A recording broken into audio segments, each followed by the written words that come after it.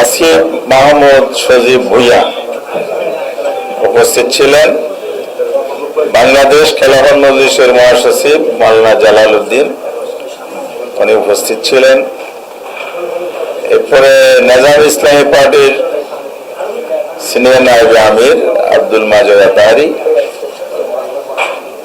বাংলাদেশ 7টা বিভাগীয় শহরে পার্শ্ববর্তী জেলাগুলো সহ বিভাগীয় পর্যায়ের সমাবেশ করব। সেখানে শীর্ষ নেতৃবৃন্দ উপস্থিত থাকবেন, জাতির উদ্দেশ্যে বক্তব্য রাখবেন। আমাদের মূল যে দাবিটা আছে, গণভোটের গণরায় বাস্তবায়ন এবং জনদুর্ভোগ নিরসন, জ্বালানি সংকট নিরসন, দ্রব্যমূল্য নিয়ন্ত্রণ এবং আইন শৃঙ্খলা পরিস্থিতির উন্নতি, চাঁদাবাজি, সন্ত্রাস, নৈরাজ্য বিভিন্ন জায়গায় হচ্ছে, দখলদারিত্ব হচ্ছে। এরপরে স্বাস্থ্য খাতে যে নৈরাজ্য চলছে, মানুষের বেসিক যে নিডগুলো, স্বাস্থ্য, শিক্ষাঙ্গনে যে সন্ত্রাস হচ্ছে, শিক্ষার পরিবেশ বিঘ্নিত হচ্ছে, বিশেষ করে সরকার দলের ছাত্র সংগঠন দ্বারা যে সন্ত্রাসী কার্যক্রম চলছে, এই সব কিছু বন্ধ করে দেশে শান্তি ফিরিয়ে আনা, আর শান্তি ফিরিয়ে আনতে হলে গণতন্ত্রের বিকাশ অপরিহার্য। কিন্তু সরকার সেদিকে না গিয়ে দলীয়করণ এত বেশি হচ্ছে, নিয়োগ বাণিজ্য, বদলি, পদোন্নতির ক্ষেত্রে একচাটিয় দলের লোক নিয়োগ করা, স্থানীয় সরকার নির্বাচন না দিয়ে দলীয় লোকদেরকে প্রশাসন নিয়োগ করা হচ্ছে।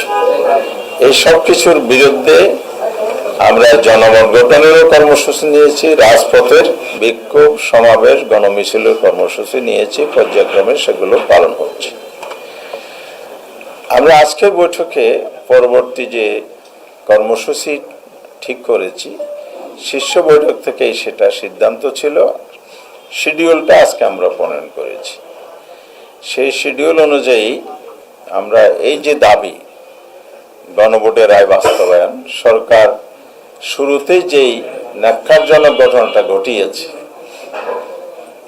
মানুষের যে প্রদত্ত রায়, প্রায় 70% মানুষ রায়কে অবজ্ঞা করেছে, যেটার মধ্য দিয়ে মানুষ দায়িত্ব দিয়েছিল সরকারকে বা যারা রাজনৈতিক দল আছে তাদেরকে, তারা সংবিধান সংস্কার পরিষদের শপথ নেবে। যেহেতু একই দিনে সংসদ নির্বাচনের ভোট এবং সংবিধান সংস্কার পরিষদ গঠনের ভোট হয়েছে, সেটা শপথ নেবে। এরপরে পরিষদ গঠন হবে, অধিবেশন ডাকবে, পর্যায়ক্রমে 180 দিনের মধ্যে সকল সংস্কার প্রস্তাব, বিশেষ করে সাংবিধানিক সংস্কারের বিষয়গুলো বাস্তবায়ন করবে।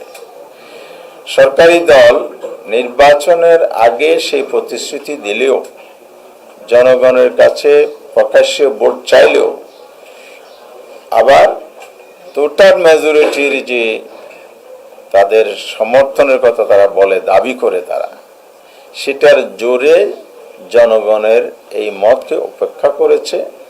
তারা শপথ নেয় নাই সংবিধান সংস্কারের সদস্য হিসেবে, এবং পরিষদ না ডেকে পার্লামেন্টে চলচাতুরি করে, বিশেষ করে ক্ষমতার জোর, টোটাল মেজরিটির জোর, এই সবকে কাজে লাগিয়ে তারা এখন সংবিধান সংশোধনের প্রস্তাব আনার জন্য প্রক্রিয়া শুরু করেছে। আমরা আজকের এই প্রেস ব্রিফিং এর মাধ্যমে, আপনাদের মাধ্যমে এটার নিন্দা জানাচ্ছি, প্রতিবাদ জানাচ্ছি, দেশবাসীকে সজাগ করছি। আপনাদের রায় নিয়ে যে সিনেমিনি খেলা হচ্ছে, এটার বিরুদ্ধে আরো জনমত শক্তিশালী করতে হবে, আমাদের আন্দোলনকে আরো বেগবান শক্তিশালী করতে হবে। এছাড়া জনগণের যেসব সমস্যা বলে আমরা বলেছি, সেগুলোর সমাধানেও জনগণকে সম্পৃক্ত করে আমরা নিয়মতান্ত্রিকভাবে রাজপথের আন্দোলন 11 দলীয় ঐক্যের মাধ্যমে আরো সুসংহত এবং জোরদার করতে চাই। সেই লক্ষ্যে আমরা 7টি বিভাগে ভিন্ন ভিন্ন তারিখে সমাবেশ করার সিদ্ধান্ত নিয়েছি, যা আজকে এখানে ঘোষণা হচ্ছে। প্রথম হচ্ছে আমরা মে মাসের 16 তারিখ থেকে শুরু করব। 2 তারিখ যেহেতু আমাদের জেলা পর্যন্ত প্রোগ্রাম আছে, তার সাথে আবার ইতিমধ্যে ঘোষিত বিভিন্ন জেলায়, জেলা শহরে সেমিনারের এই দাবিগুলোর উপর সেমিনারের কর্মসূচি চলমান আছে। যেমন আগামী 10 তারিখ চট্টগ্রাম মহানগরীতে 11 দলের এই সেমিনার আয়োজন আছে। পর্যায়ক্রমে প্রত্যেক জেলা মহানগরীতে এই সেমিনারগুলো অনুষ্ঠিত হবে। এই জন্য আমরা প্রতি মাসে প্রোগ্রাম রেখেছি।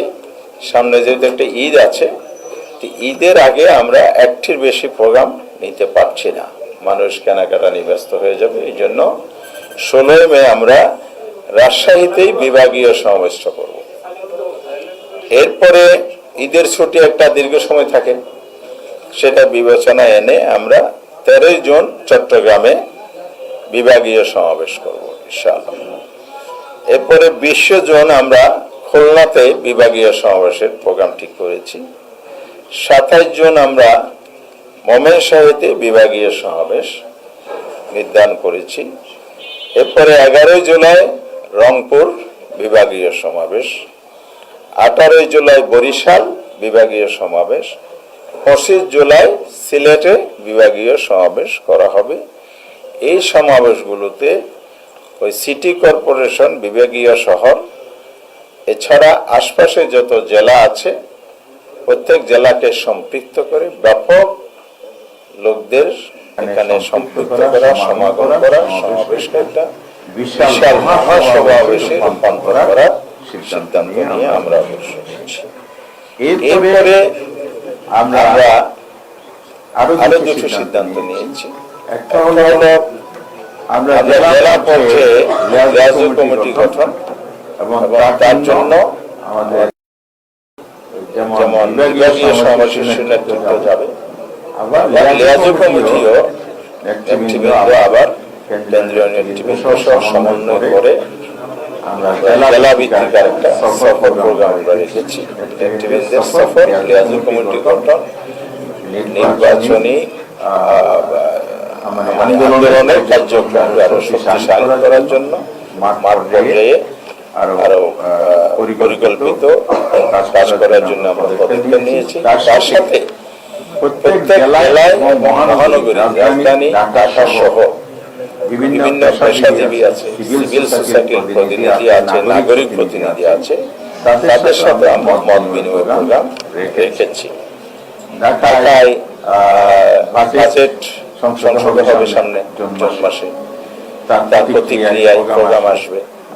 এরপরে এখানে বিভিন্ন পেশাভিত্তিক, যেমন গণমাধ্যম আছে, প্রকৌশলী আছে, চিকিৎসক আছে, শিক্ষক আছে, আইনজীবী আছে, বিভিন্ন শ্রেণী পেশার মানুষের সাথে আমরা মত বিনিময় প্রোগ্রাম রেখেছি। এরপরে শিক্ষাঙ্গনে যে নৈরাজ্য, সন্ত্রাস, দখলদার প্ল্যান হচ্ছে, অশুভ পরিকল্পনা হচ্ছে, এই বৈষম্যবিরোধী ছাত্র সংগঠন আপনার 5 আগস্ট চূড়ান্তভাবে পতন হয়েছে ফ্যাসিবাদী সরকারের। এর আগে কিন্তু ক্যাম্পাসগুলো মুক্ত করেছিল। এখন সেই ছাত্রলীগের শূন্যতা পূরণে ছাত্রদলকে প্রতিস্থাপিত করার জন্য সরকারি ইনস্ট্রুমেন্ট, তার এজেন্সি এবং বিভিন্ন পক্ষকে ব্যবহার করা হচ্ছে বলে আমাদের কাছে তথ্য আছে। এই অসময় তাই তারা রুখে দিতে হলো ছাত্র সমাজকে সচেতন করতে হবে।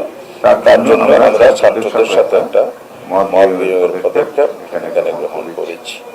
সেই সাথে মত বিনিময় প্রোগ্রাম যেমন চলবে, আবার দলীয়ভাবে প্রত্যেক দল দলীয় ব্যানারে রাউন্ড টেবিল করা, বিভিন্ন সমাবেশ করা, বিক্ষোভ করা, বিভিন্ন ইস্যুতে ভূমিকা রাখা, এগুলো অব্যাহত থাকবে।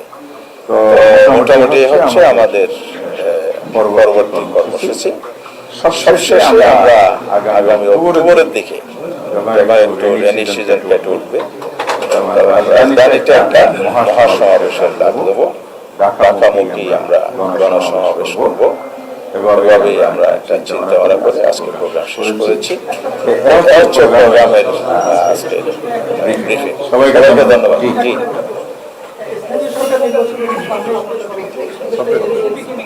ঢাকা মহানগর দক্ষিণ অন্তর্গত মোটামুটি রাজশাহী সিলেটের কাউন্সিলর করেছে, সেক্ষেত্রে জামায়াত ইসলাম সহ 11 স্থানীয় সরকারের কাছে জোট হিসেবে অংশগ্রহণ করবে নাকি আচ্ছা, এটা নির্বাচনী ইস্যু না, আন্দোলনের ইস্যু। আচ্ছা, আর এটা আমাদের জোট লেভেলে এখন আলোচনা শুরু হয়নি, যখন আলোচনা হবে আমার একটা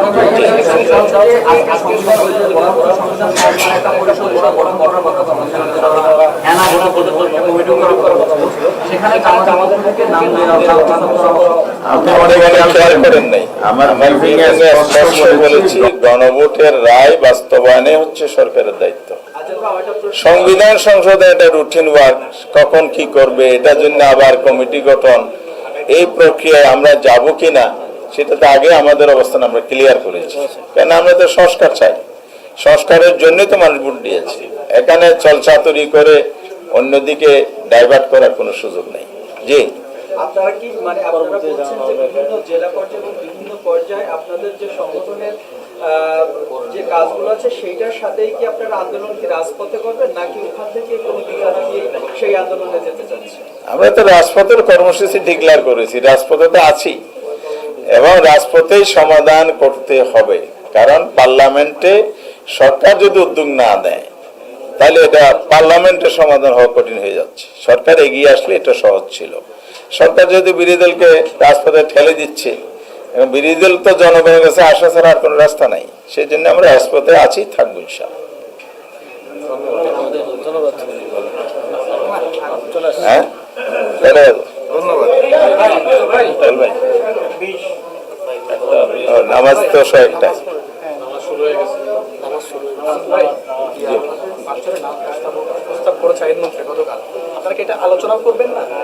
তুমি রাখো এসব,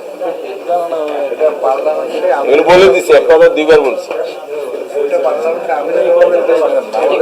হ্যাঁ, আমরা আন্দোলনের ইস্যুতে এখানে এসেছি, পার্লামেন্টের ইস্যু, পার্লামেন্টে আমাদের পার্লামেন্টের পার্টি আছে, ওখানে ওনারা ব্রিফ করবেন, ওখান থেকে আমরা জানতে পারবেন। আমরা নামাজের কারণ আর দিকে করতে পারছি না, নেতৃবৃন্দ আছেন, ওনাদের সবাইকে সুযোগ দিলে ভালো হইতো।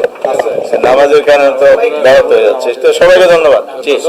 তারপর তুমি 2 মিনিট ধন্যবাদ দিয়ে শেষ করো।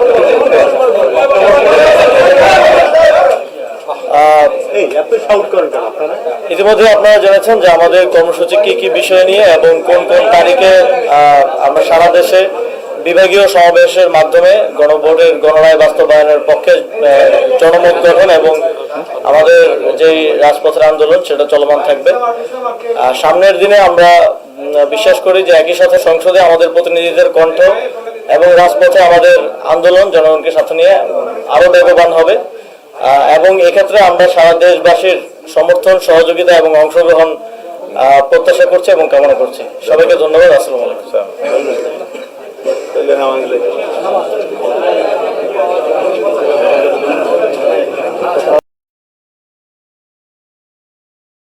স্পিকার, জঙ্গিবাদ নিয়ে নতুন করে কথা আসছে, সরকারের প্রতি অনুরোধ থাকবে আপনারা একটু সমন্বয় করে বক্তব্য দিন।